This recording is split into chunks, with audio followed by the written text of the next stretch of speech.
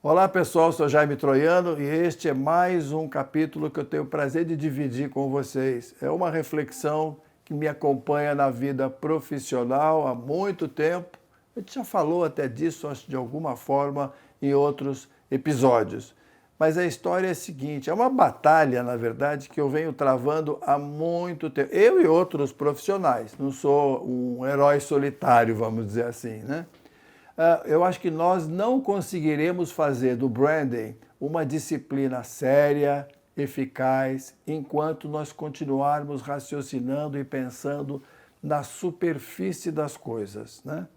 Achando, por exemplo, que desenhos bonitos resolvem. Eu acho que design é uma peça fundamental em branding, mas o design a gente sabe disso, que é a roupa que eu visto para ir à festa. A questão é saber que festa é essa, quem estará lá, com quem eu quero ser identificado, com quem eu quero ser parecido, como é que eu quero ser percebido, né? Eu diria o seguinte, não adianta hoje, com todas as ferramentas maravilhosas que a gente tem no mundo digital, viver de precipitação digital, né? As ferramentas digitais são um fim ou um meio? São um meio, né, pessoal? Como qualquer ferramenta de comunicação tem sido ao longo de toda a história. E há muita gente que pensa nelas com a fascinação pelo mundo digital como se fossem um fim em si mesmo. Bom, eu continuo achando algumas coisas que eu quero dividir com vocês dessa batalha. Em primeiro lugar, o consumidor não precisa de muitas informações para tomar suas decisões. Ele não precisa de uma bula explicando detalhe por detalhe o que é aquela marca que ele encontra diante de si. Ele quer ideias simples, poderosas, pontuais, mas relevantes. Só que, cá entre nós, pensar em identificar ideias simples, poderosas e pontuais é muito difícil. A gente vive obeso de informação, anoréxico de insights, com tanta informação disponível. No século XVI, o Leonardo da Vinci já dizia, e olha, se o Leonardo da Vinci dizia isso, vamos prestar atenção. Dizia assim, a simplicidade é a suprema sofisticação. Repito, a simplicidade é a suprema sofisticação.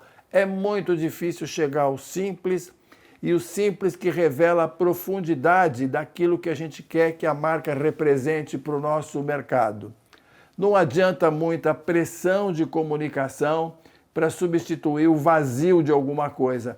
Muita pressão, quando há vazio, me lembra um pouco, sabe o quê? Um cometa que só tem a cauda, não tem o núcleo, né? Cessado o efeito da comunicação, ele murcha. Há muito tempo, empresas com as quais eu trabalhei, com as quais eu convivi, diziam o seguinte, quando se apresentava a elas um projeto de comunicação, por exemplo, elas diziam assim, mas where is the beef? Quer dizer, onde é que está essa ideia central poderosa?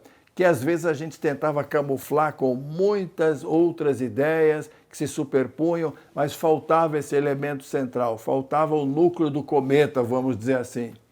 Eu, ao longo da minha história, aprendi muito sobre essa necessidade de fugir da superficialidade, de buscar o que é simples, de uma ideia central, que é o que marca a vida de quase todas as marcas poderosas que a gente conhece. Se eu tiver que citar duas pessoas com quem eu aprendi muito sobre isso, a primeira, já citei até uma vez nesse programa, é o seu Joe Plumber, que foi meu chefe na Young Ruby, que operava em Nova York, nos Estados Unidos e em outros países. Eu aprendi muito com ele sobre essa necessidade de chegar ao núcleo da ideia, aquilo que move de fato as pessoas. Outro, com quem eu nunca trabalhei pessoalmente, mas tive o privilégio de ver o meu primeiro livro prefaciado por ele, eu acho que é um grande mestre nesse tema no Brasil, que é o falecido, saudoso Júlio Ribeiro e a sua equipe. Eu acho que em busca dessa ideia central, pessoal, de alguma coisa que fica, nós temos que nos debater muito e evitar a precipitação digital, a pressa, a tentativa de enrolar, de encher linguiça. Nós estamos ainda no mundo, pessoal, em que a ideia central é mais poderosa do que todo aquele arsenal que existe em torno dela.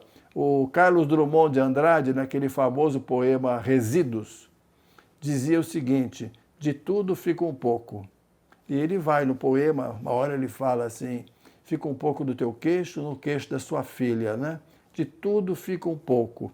E esse pouco que fica, aquilo que está registrado na cabeça das pessoas, é o que de fato dá existência, reconhecimento e valor para as coisas de que a gente gosta, para as marcas que a gente compra. Pessoal, então, vamos sair da superficialidade. Esse é mais um programa Marcas e Divãs. Eu espero estar com vocês no próximo.